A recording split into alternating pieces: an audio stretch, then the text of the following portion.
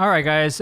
One way or another, we've made it to the beginning of the new transfer window, and we have a little bit to report. So, just as I told you I was going to do, I completely reinvented the squad, but the players the one player we got rid of is probably not the person that you think. Believe it or not, we decided to hold on to Nene.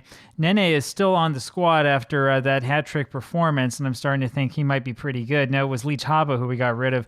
We're going to stick for the moment with Leibolin in goal.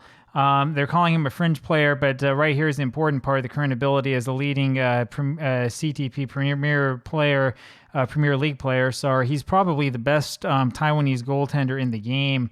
And then we have two guys backing him up for two kids who I think we will give a little bit of game time to later on in the season.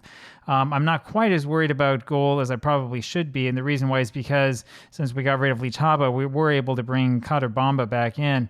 So overall, I mean, it's a pretty good team. Probably easiest to visualize this here in the squad planner. And of course, it's kind of screwed up here anyway. So this defensive midfielder, for example, is not going to be here. Basically, though, I have it set up so we have three players here. Here in the backside, we're going to have a total of six.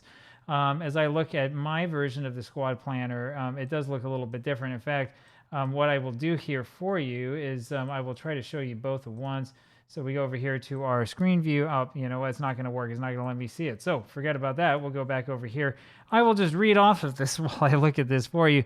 It'll be Kader Bamba, Tsai Yuting, and Zhou Hongyi. Zhou Hongyi just came back to the squad. He was over with Hangyuan for a little while and was playing well for them. Before then, he was with Taiwan Power. That was that year that he left us. So he went to Taiwan Power for 4 matches, ended up with Hangyuan, and then has come back to us. He's now on a actual contract where he's earning money. Imagine that. Of course, we brought him in, and instantly my coaches thought that he wasn't worth anything. So we'll see what happens in game. I like him a lot, though. We had him before, and he left not because I wanted him to leave. After him, we have Huang Zhiwei, Liu Chunjie, and Liu Qinxiang, who are players who are pretty interesting. This is the guy I'm looking at here, Zhen Yuting. I'm not quite sure why he's showing up here. I think he should be, he is a defensive midfielder. So the thing that happens with the squad planner is in-game, when you make any sort of change or whatever, sometimes the squad planner will update automatically for no real reason. It will put guys back on that you took off before. It's broken. It's a mess. It's not very well done. So there you have it. And there are other guys who won't show up at all. Here in defensive midfielder, we're going to have 2 of these roles as usual. We've changed both to Segundo Volante to see what we can do. I did that because I saw that it was possible to do that. And as you'll see here in the tactics, they are both attacking roles. So that's kind of this odd strikerless profile that we have going so far. We'll see how it works. We'll see what we can get out of it. But hopefully it will be a success. We'll see pretty soon. We'll see as soon as tomorrow's game. So Chen Chengju is still in there, and Ling Guanda, of course. Ling Guanda actually can play up front as well as a shadow striker or whatever up there that you need him to do. But I figured that I'd have him play further back because we are in need of more defensive midfielders. And we have Chen Yuting, who we just looked at, the center back, who we're going to have him train here to be this. And then this guy Chen Wei, who probably is not quite good enough to do this, but you never know. He has a lot of positive things here, and he still has that potential, even though he's 21. So we'll see what happens. This time, finally, on the wings, we actually have enough players. Imagine that. So we are going to have, on the left wing, it only shows 2 players here, but we do have a third one. Feng Xiaoqu and Liu Chiyuan are the 2. The third one's going to be Zhou Chiwei. Let's see if I can find him. There he is. Zhou Chiwei, who's not really good enough at that wingback position to show up, 23 years old, and we'll see what we can get him into. They say he doesn't have the required ability or potential. I think that he can probably do it, but we'll see what happens. Whatever, he might not play that much. And on the right, of course, Menagong's still in there naturally, and Liu Qinxiang. And then we also have another one on the right who will be Liang Jianwei. There you, yes, Liang Jianwei, who is currently training to figure out what he can do back there. And the coaches think a little bit more highly of him. He is only, how old are you? 19 years old. So that works fairly well. And then up front, we have our big 6, right, which is going to be Ndaye, Gnaziri, who, by the way, can play up here. Have I changed his training? I have not. So we're going to have him train as this shadow striker up front and see how he can do. And then we have Silla as well. You've seen this already. We have all three of them on a attacking role. Nobody's on a support role. That's only relegated here to these two players on the side. We'll see if this works or not. If it doesn't work, we can change it. I played a similar tactic last season that was actually a downloaded tactic, so I want to try it.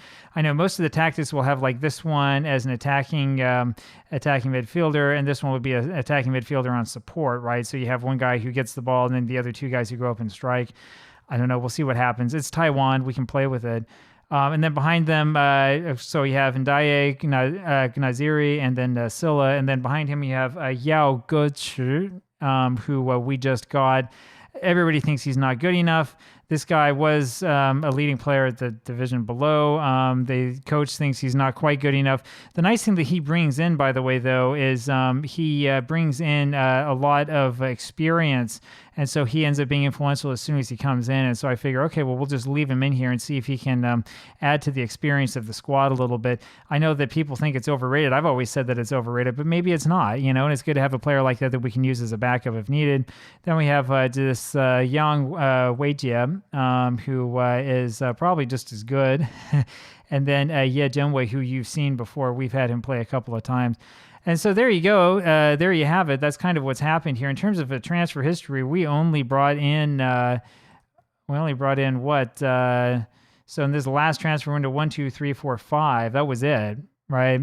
We did release quite a few other players that we kind of really cleaned house and got rid of guys where I'm like, I just don't see what this guy's going to do.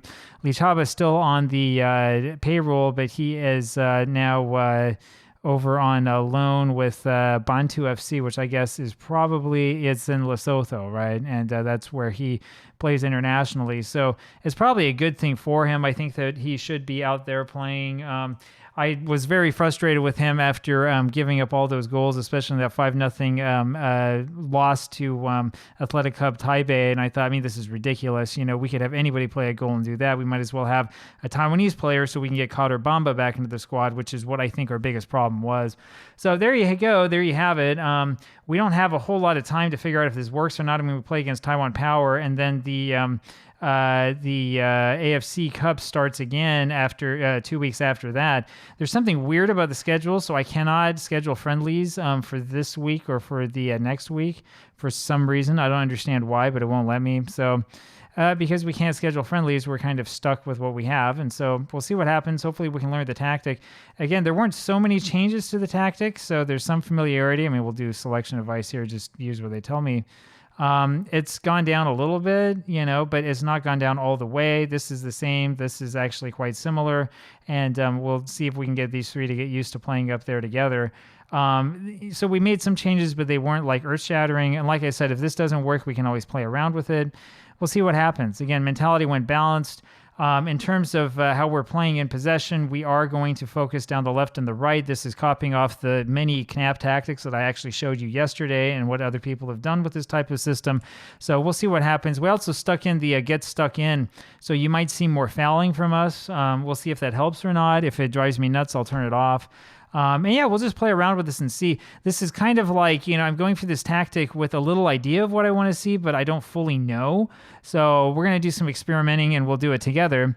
Heck of a time to do it with the AFC Cup looming, but maybe it'll work. Who knows? Anyway, there you have it. Hope you enjoy this. Hope I enjoy it too. Talk to you later. Bye.